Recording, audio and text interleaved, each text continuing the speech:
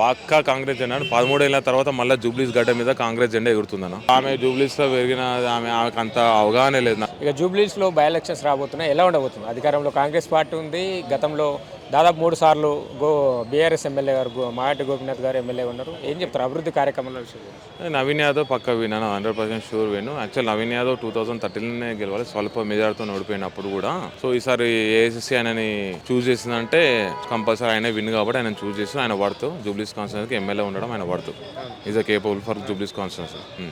గత ఎమ్మెల్యే గురించి ఏం చెప్పారు? దాదాపు టీడీపీ నుంచి బీఆర్ఎస్ వరకు 3 పర్యాలు ఎమ్మెల్యేగా ఉన్నాడు. ఏమన్నా ఇక్కడ అభివృద్ధి జరిగిందా అని అంటే దాని గురించి ఏం జరిగిందన్న? ఏం జరగలేదు. అవే మంచి పని చేసిన మీద కేసులు, అవే పంచాయతీలు, అవే కిస్తా తప్ప మంచి జరిగిందని అయితే నా దృష్టి ప్రకారం అయితే ఏం జరగలేదు అన్న. అంతకంటే ఏం లేదు. అందుకోసమే నవీన్ యాదవ్ని మేము ఎన్నుకుంటున్నాం. కంపల్సరీ ఆయన గెలిపిస్తాం, కష్టపడి ఆయన గెలుస్తాడని చెప్పి పబ్లిక్ అయితే అందరికి నమ్మకం ఉంది. ఆయన వచ్చినానికి ఇక్కడ బస్సు మనిషి కాబట్టి, ఇక్కడ పుట్టి పెరిగింది కాబట్టి ఆయనకు ఏం సమస్య ఉందో ఏందో అన్ని అవగాహన ఉన్నది. సో కంపల్సరీ ఆయన గెలిస్తే మంచిగా ఉంటుంది అని చెప్పి మేము అనుకుంటున్నాం. 10 సంవత్సరాలు బీఆర్ఎస్ అధికారంలో ఉండే, హైదరాబాద్లో ఎక్కువ సీట్లు కూడా బీఆర్ఎస్లో ఉన్నాయి. మరి 10 సంవత్సరాలలో కూడా అభివృద్ధి జరగలేదు. అయ్యిందంటే అన్న, హైదరాబాద్ అనేది ఆటోమేటిక్ ఎట్లకైనా డెవలప్మెంట్ అయింది. వీళ్ళు వచ్చి వాళ్ళు వచ్చి చేయాల్సిన అవసరమే లేదు. Hyderabad already developed city.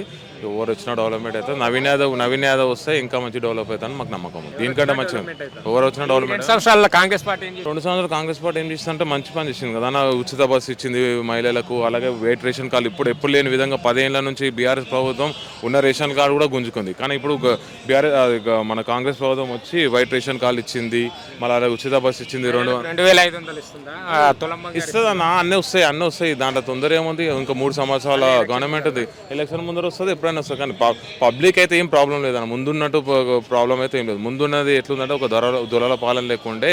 ఎవరైనా గట్టిగా మాట్లాడితే ఎవరైనా ఇప్పుడు మీరు అడుగుతున్నాను ప్రశ్నించాను, నేను అదే మిమ్మల్ని ప్రశ్నిస్తే వాళ్ళని ప్రశ్నిస్తే పోలీస్ కేసులు, ఈ కేసులు అట్లా పోయినా చాలా ఉన్నాయి. ఇప్పుడున్న నవీన్ యాదవ్ కూడా ఎన్నో కష్టాలు అనుభవించి వచ్చినాడు.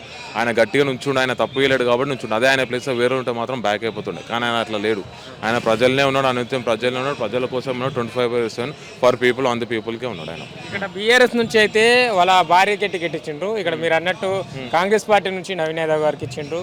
యువకుడు ప్రజల మధ్యలో ఉంటానే పేరు కూడా ఉందనుకో. మరి ఎలా ఉండబోతుంది ఇద్దరి మధ్యలో? పోటాపోటీ పోరైతే కనిపిస్తుంది. 100% అన్న. ఇప్పుడు ఆమె జూబ్లీస్లో పెరిగిన ఆమెకు అంత అవగాహన లేదు. నాకు దేశం అడిగి ఉన్న పబ్లిక్ కానీ బస్సులో ఉన్నారు కానీ ఇప్పుడు అదే నవీన్ యాదవ్ అంటారు.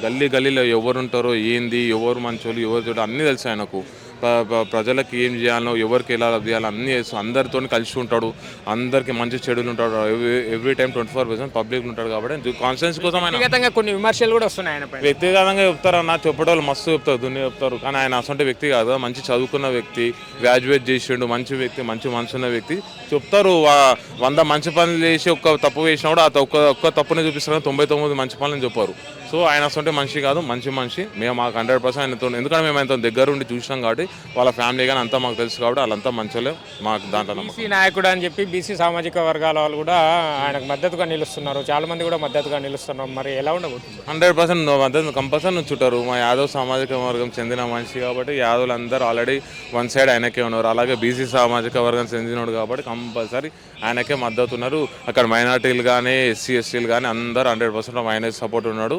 100% జూబ్లీస్ ఇప్పుడు అన్న గెలిచినాక దేవుడి దేవాల, పెద్దమ్మ దేవాల, ఒకవేళ భారీ మెజార్టీతో గెలిచినానుకో మినిస్టర్ కూడా అయ్యే ఛాన్స్ ఉంది. ఆ మినిస్టర్ గిట్ అయినానుకో ఆల్రెడీ అయినా గోల్డ్ ఆట అయినా ఆ గోల్డ్ మనిషి ఆ జూబ్లీస్ కాన్స్టిట్యూషన్ అనేది ఒక వజ్రంలోకి తయారు, కోనేరు వజ్రంలోకి తయారు చేస్తాం. అంత అభివృద్ధి, అంత డెవలప్మెంట్ చేస్తాను మాకు నమ్మకం ఉంది. ఎగిరేది పక్కా కాంగ్రెస్ జెండా 13 ఏళ్ల తర్వాత మళ్ళీ జూబ్లీస్ గడ్డ మీద కాంగ్రెస్ జెండా ఎగురుతుందన్న.